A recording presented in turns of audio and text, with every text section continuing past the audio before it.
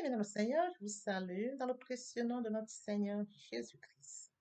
De la bienvenue sur cette chaîne, l'unique véritable Dieu, où je partage la parole vivante, la parole efficace, la parole créative, celle qui était au commencement. Au commencement était la parole.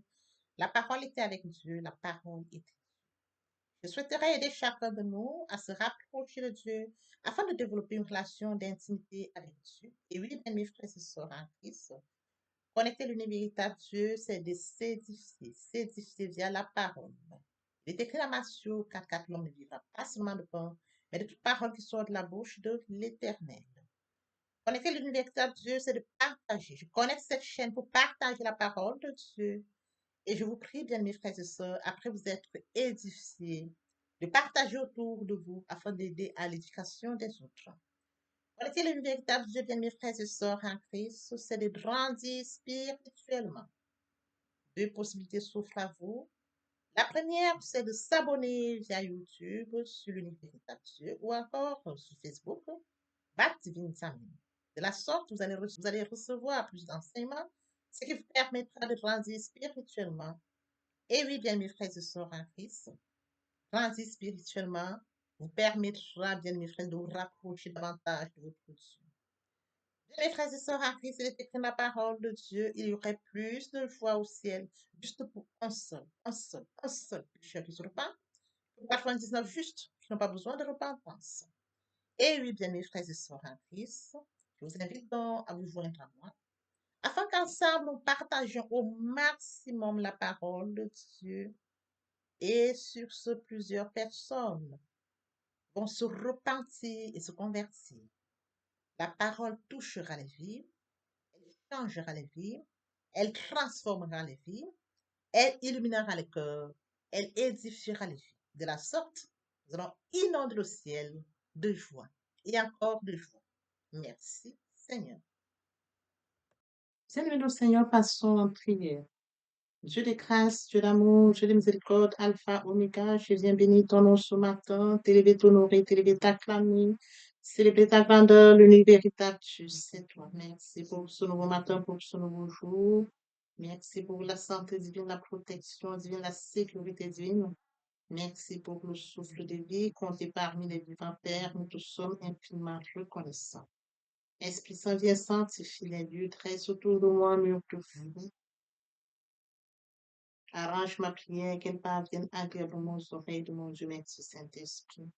Père, je te dis merci pour son m'a précieux, précieux, que tu me donnes de venir honorer à ce rendez-vous partager ta parole, cette parole qui est au commencement, cette parole qui vit, cette parole créative. Oui, Seigneur, qu'elle touche encore ce matin, qu'elle s'ensémence dans le cœur et qu'elle porte dans les vies. Ta parole, Père. Tu sais le faire, l'honneur, la gloire et l'adoration te reviennent pour les siècles des siècles. Au nom puissant de Jésus-Christ, je t'ai prié. Amen. Oui, frères et sœurs en Christ dans le Seigneur. Aujourd'hui, nous allons poursuivre par la lecture de Actes 2, verset 38. Pierre leur dit, repentez-vous et que chacun de vous soit baptisé au nom de Jésus-Christ pour le pardon de vos péchés et vous recevrez le don du Saint-Esprit. Frères et sœurs en Christ dans le Seigneur, aujourd'hui nous partageons notre enseignement intitulé le Saint-Esprit, le point qui captive notre attention ce matin, une question importante. Quelles sont les conditions pour recevoir l'immersion dans le Saint-Esprit? Oui, frères et sœurs en Christ, permettez-moi d'aborder un point très important, celui de mourir en soi et de naître en Christ. Via la repentance et la conversion, nous étions de leur nombre, loin du Père, loin de la source, loin de notre premier amour. Par la grâce de Dieu, nous sommes repentis et convertis. Qu'en est-il de mon prochain? Oui, frères et sœurs en Christ, c'est une créature merveilleuse, admirable, mais loin du Père.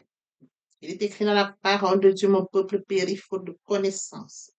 Le manque de connaissance conduit le peuple de Dieu à la perdition, raison pour laquelle je vous prie de vous joindre à moi afin que nous manifestions l'amour en partageant la parole.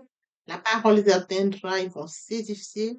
Et après cela, ils reviendront à leur premier amour. Via votre canal, ils vont se repentir et se convertir. Via votre canal, ils vont se repentir et se convertir. De la sorte, nous allons inonder le ciel de joie et encore de joie. Je consacre la deuxième partie de mon enseignement À cela où j'apporte plus de détails pour ce qui est de la repentance et la conversion, et je fais suivre la prière. La troisième partie fait suite à la deuxième.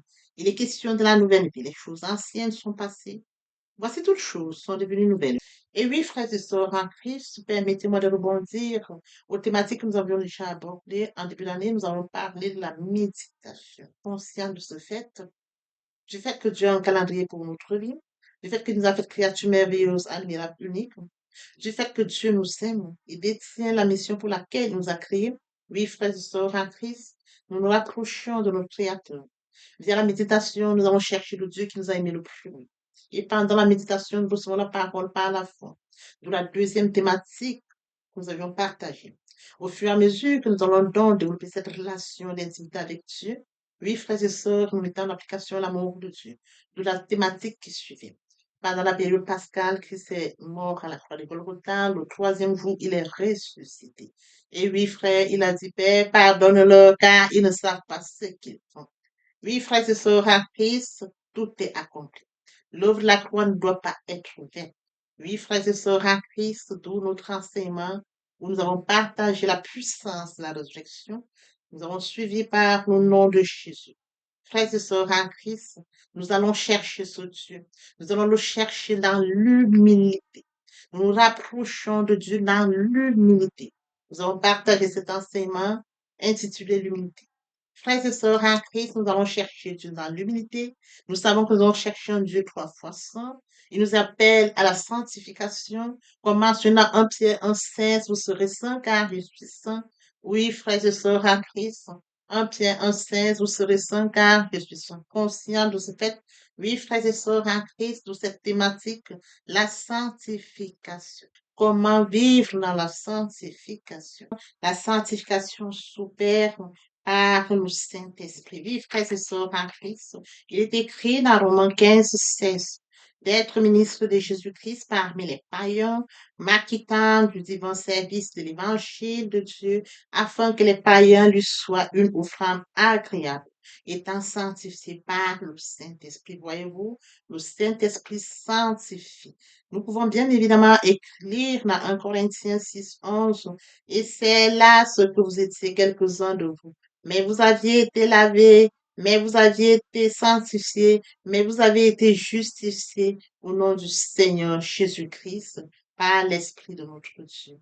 Nous étions de leur nom.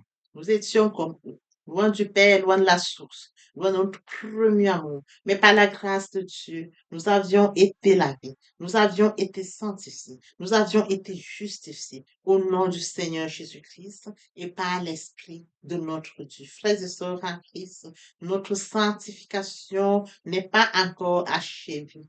Nous devons continuer à nous purifier de toute souillure de la chair et de l'esprit jusqu'à l'avènement de Jésus-Christ. Oui, frères et sœurs en Christ dans le Seigneur, aujourd'hui, nous revenons à notre enseignement, le Saint-Esprit, le point qui retient notre attention, une question importante. Comment recevoir l'immersion dans le Saint-Esprit? Oui, frères et sœurs, question importante.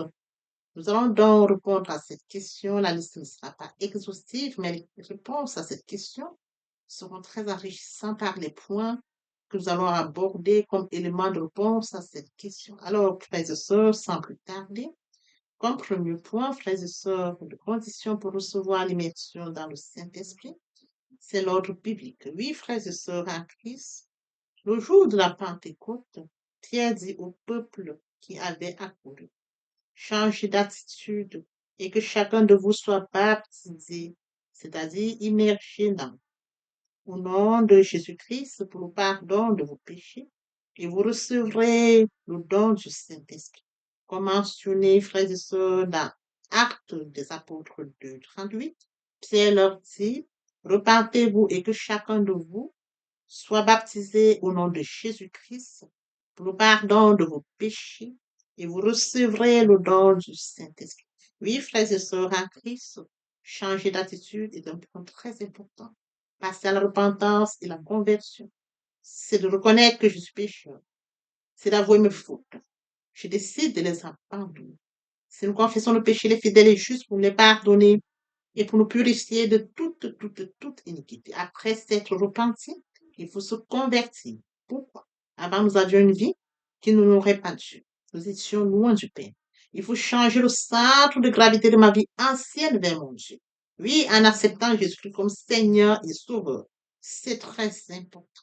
Oui, frères et sœurs en Christ, lorsque les cœurs se convertissent, le voile est ôté.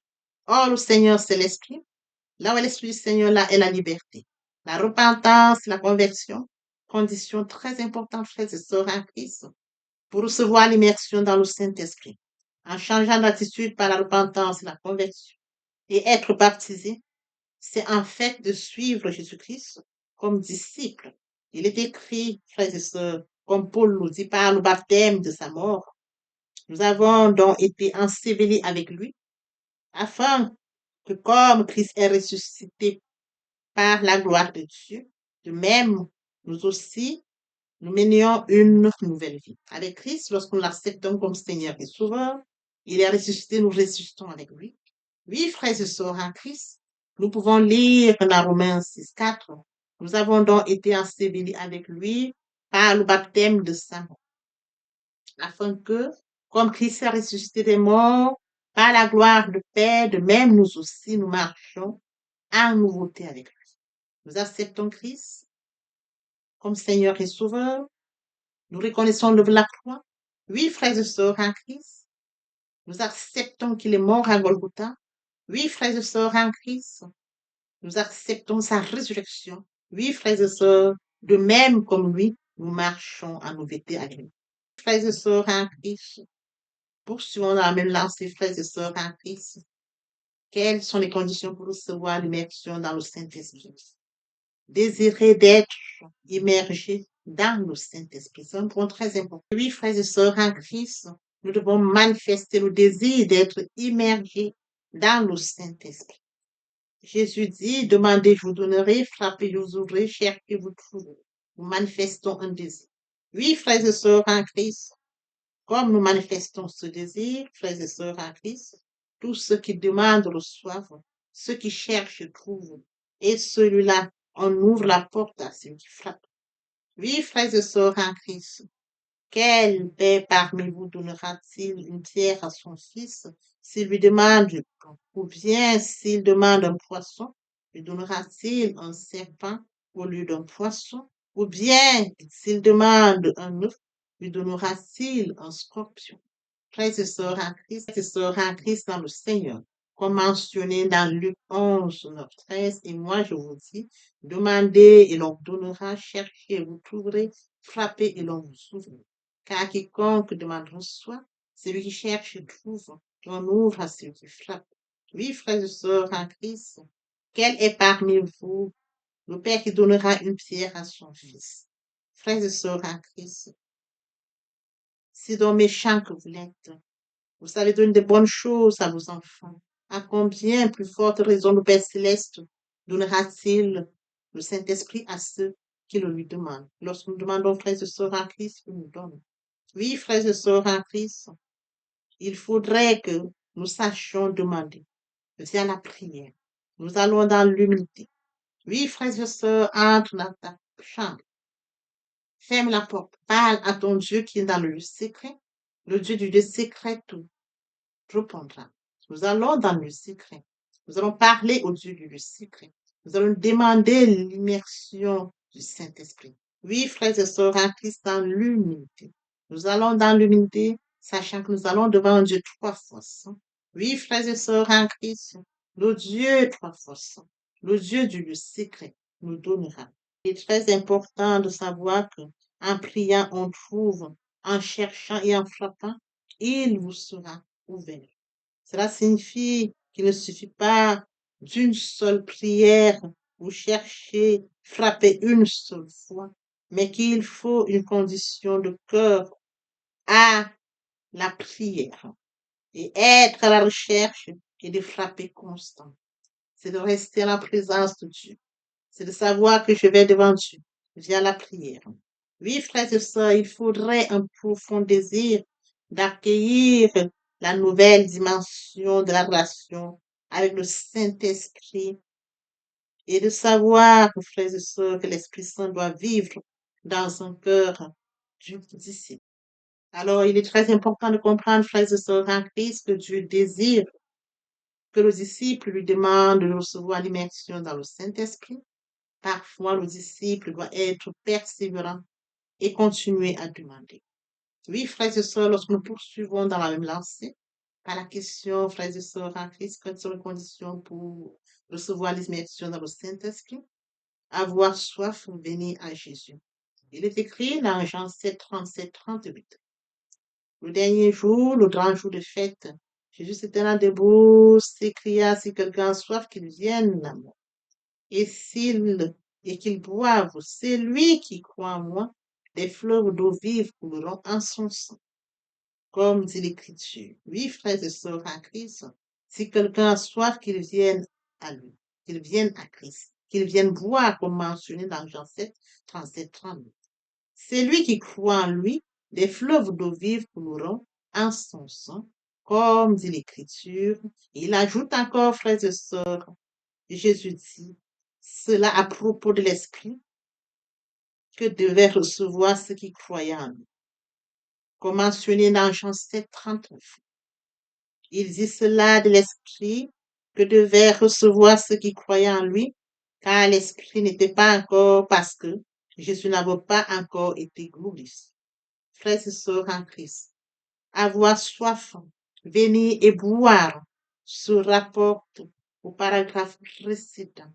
Un profond désir, une soif sincère pour un élan supplémentaire pour la vie spirituelle dans la puissance du Saint-Esprit. Le Seigneur Jésus dit, si tu as soif, viens à moi. Le Seigneur Jésus, frères et sœurs, étanche la soif, car nous allons à lui sincèrement pour recevoir l'immersion dans le Saint-Esprit. Nous devons ouvrir la bouche. Nous devons aller à Christ. Comme il est mentionné, la mort et la vie sont au pouvoir de la langue. Quiconque l'aime en mangera le fruit. Demandez, je vous donnerai. Frappez, je vous ouvrirai. Cherchez, vous trouverez. Telle est la parole de Dieu. Allez à Christ, il vous donnera. Nous allons, frères et sœurs, à Christ. Nous allons vers le Seigneur Jésus-Christ. Le Saint-Esprit vient de Dieu. Et Jésus est la personne qui immerge le Saint-Esprit. Oui, frères et sœurs en Christ, l'âme assoiffée ne doit pas attendre passivement que quelque chose arrive, mais doit aller activement vers le Seigneur Jésus-Christ et boire, être constamment ouvert à recevoir l'Esprit de Dieu. Suivant notre enseignement, comment recevoir l'immersion dans le Saint-Esprit. Et oui, frères et sœurs en Christ, comme autre point, nous pouvons recevoir l'immersion dans le Saint-Esprit par l'imposition des mains.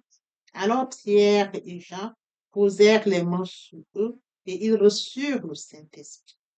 Dans Actes des Apôtres 8, 17, alors Pierre et Jean leur imposèrent les mains et ils reçurent le Saint-Esprit. Oui, frères et sœurs en Christ, même dans l'Ancien Testament, Moïse a posé les mains sur Joseph, fils de Nun, afin qu'il reçoive le Saint-Esprit sur la recommandation de notre Dieu. Oui, frères et sœurs en Christ, lorsque Paul pose les mains sur eux, le Saint-Esprit vient sur eux et ils se mirent à parler en langue et à prophétiser. Il en était de même dans l'Ancien Testament. Le cas de Saul, lorsqu'il a reçu le Saint-Esprit, il a rencontré un groupe de prophètes, il a prophétisé. Frères et sœurs en Christ, comment pouvons-nous recevoir l'immersion dans le Saint-Esprit? Nous pouvons recevoir l'immersion dans le Saint-Esprit dans Actes des Apôtres 19, 6, lorsque Paul eut imposé les mains, les Saint-Esprit vint sur eux, et ils parlaient en langue et prophétisaient. Comment recevoir l'immersion dans le Saint-Esprit? Oui, frères et sœurs en Christ, comme autre point, en écoutant la prédication guidée par le Saint-Esprit. Plus nous restons concentrés dans l'écoute de la prédication, oui, frères et sœurs en Christ, tous ceux qui étaient dans la maison de Centurion Romain Corneille ont reçu l'immersion dans le Saint-Esprit en écoutant la prédication de Pierre. Pierre parlait encore quand le Saint-Esprit descendit sur tous ceux qui écoutaient la parole. Comme mentionné dans Actes des Apôtres 10, 44, comme Pierre prononçait encore ces mots, le Saint-Esprit descendit sur tous ceux qui écoutaient la parole de Dieu. Frères et sœurs en Christ dans le Seigneur,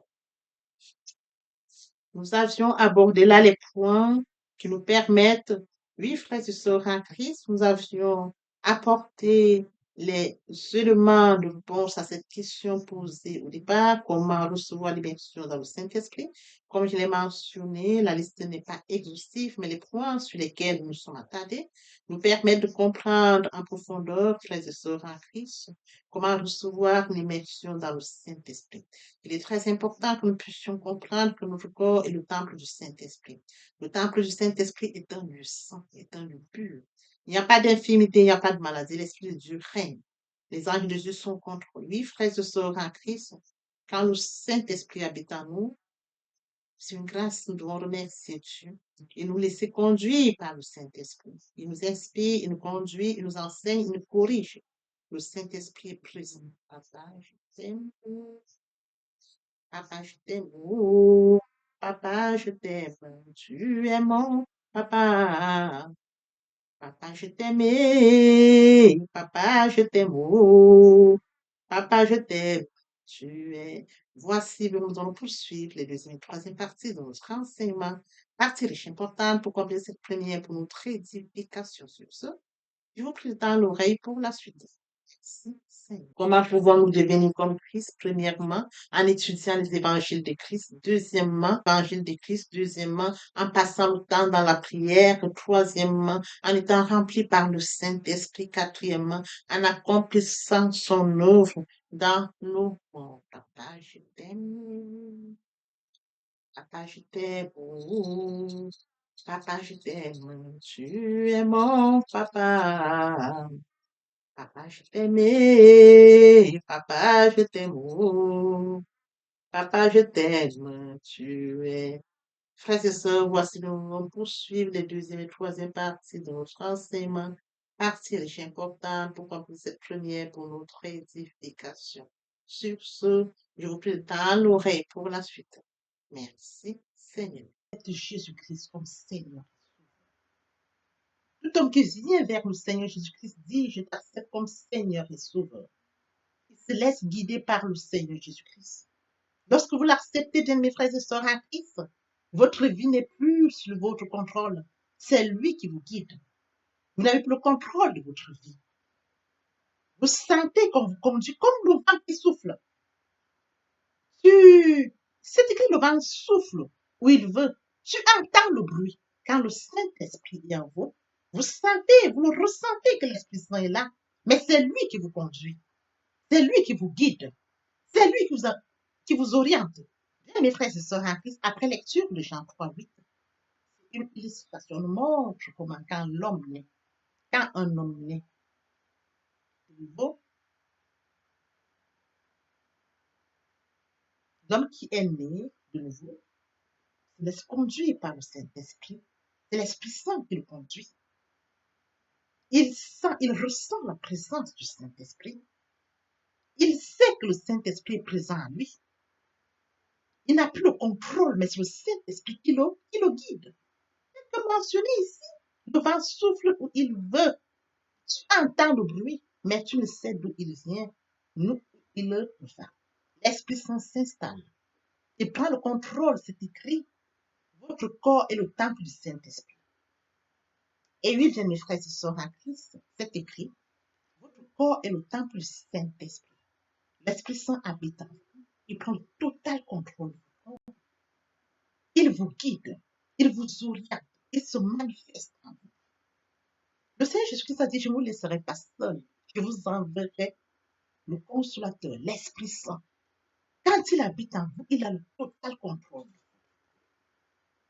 Il se manifeste. Ce n'est plus vous qui prenez le contrôle, mais c'est le Saint-Esprit qui prend le contrôle. C'est lui qui vous guide. C'est lui qui vous oriente.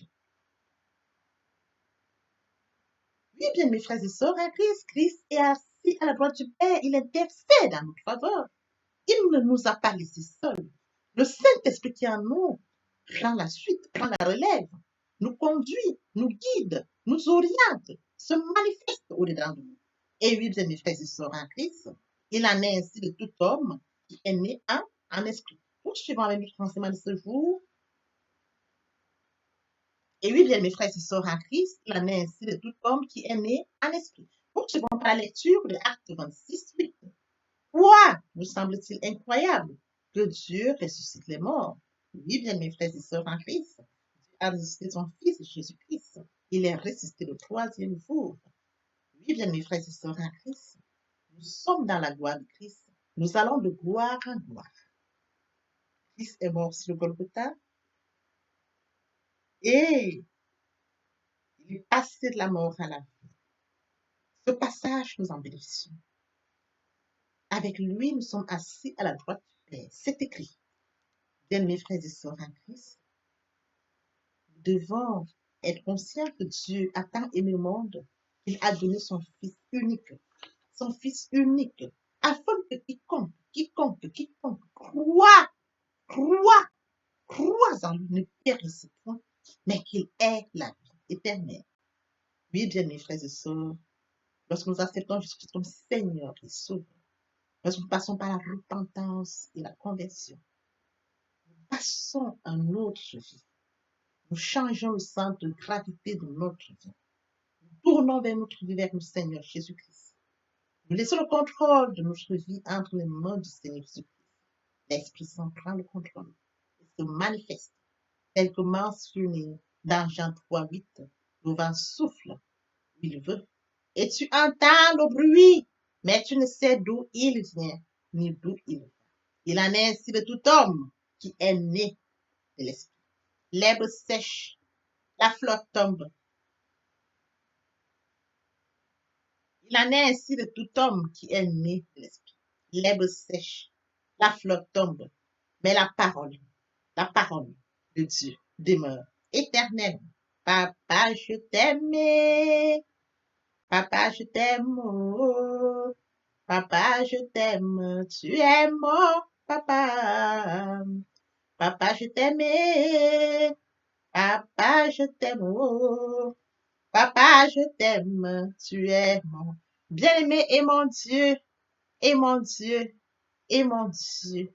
Oui, bien, mes frères et sœurs en Christ, le moment est venu pour nous de poursuivre avec les deuxième et troisième parties de notre enseignement. Partie qui vient de compléter cette première pour notre édification. Se repentir, c'est regretter, c'est sans vouloir, c'est pleurer. La repentance est un changement d'attitude, se détourner de son mal pour se tourner vers Dieu. Venez, plaidons, dit le Seigneur, si vos péchés sont comme le cramoisi, ils deviendront blancs comme la neige. S'ils sont comme la pourpre, ils deviendront comme la laine. Se convertir, c'est le fait de déplacer le centre de gravité de ma vie ancienne vers mon Dieu. Se convertir, c'est de croire en Jésus-Christ. En un mot, nous pouvons dire que la conversion accompagne la repentance. Lorsque les cœurs se convertissent, le voile est ôté. Or, le Seigneur, c'est l'Esprit. Là où est l'Esprit du Seigneur, là est la liberté. Toutes les personnes qui ne se sont pas encore engagées à suivre le Seigneur, pour ceux qui se sont engagés, et qui auraient, pour ceux qui se sont engagés, et qui auraient abandonné quelque raison que ce soit, le moment est venu pour nous, bien mes frères et sœurs en Christ, de passer en prière via cette chanson. Miséricorde insondable, Dieu peut-il tout pardonner?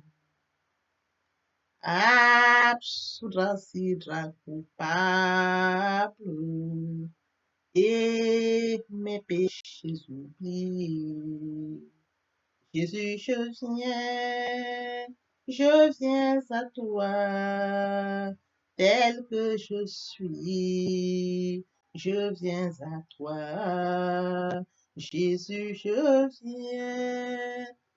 viens à toi, tel que je suis, papa. Ah, répétez après moi la prière, Seigneur Jésus. Je m'engage à te suivre tes souffles. Je sais que tu es mort sur la croix de Golgotha. Le troisième jour, tu es ressuscité afin que je sois justifié. Merci, Père, pour l'œuvre de la croix. Merci pour l'amour que tu as manifesté au travers de ton Fils. Merci, Seigneur, pour le salut de mon âme. Merci pour avoir sauvé mon âme. Amen. Notre Père Céleste, merci pour les âmes précieuses. Merci pour l'engagement que tu leur donnes. Mon Dieu, mon roi, je te prie de veiller, conduire, afin qu'il y reste. Dieu qui sait faire, qui peut faire, je laisse entre tes mains. L'honneur, la gloire, l'adoration te reviennent pour les siècles des siècles. Au nom puissant de Jésus-Christ, je t'ai prié. Amen. Oui, bien, mes frères et sœurs, en Christ dans le Seigneur, après cette sincèrement repentie et converti, il faut y rester, il faut y demeurer. Comment le faire? Premièrement, invoquer le Saint-Esprit. L'Esprit Saint prendra contrôle durant la méditation. Poursuivra la lecture du verset ou du texte qui servira d'appui durant la méditation. Matthieu 4:4, l'homme ne vivra pas seulement de pain, mais de toute parole qui sort de la bouche de l'Éternel. Méditer la parole, c'est l'approfondir, c'est la mûrir, c'est aller en réflexion profonde. Ce livre de la loi ne s'éloigne point de toi. Médite-le jour et nuit. Que ce livre de la loi ne s'éloigne point de toi. Médite-le jour et nuit. Après avoir médité la parole, nous devons recevoir la parole. Recevoir la parole via la foi.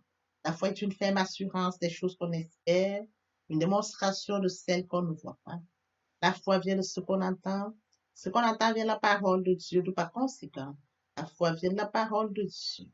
Recevoir la parole via l'obéissance. L'obéissance veut mieux que le sacrifice. Et l'observation de sa parole vaut mieux que la reste rébellion. Après cela, bien aimé, il faut mettre en pratique la parole. On donne tout ce qu'on reçoit. Et oui, bien, nous observons toutes ces étapes, nous verrons que nous allons grandir spirituellement en gardant une relation d'intimité avec Dieu. Que l'Éternel Dieu vous bénisse ainsi que vos familles respectives. À très bientôt. Amen.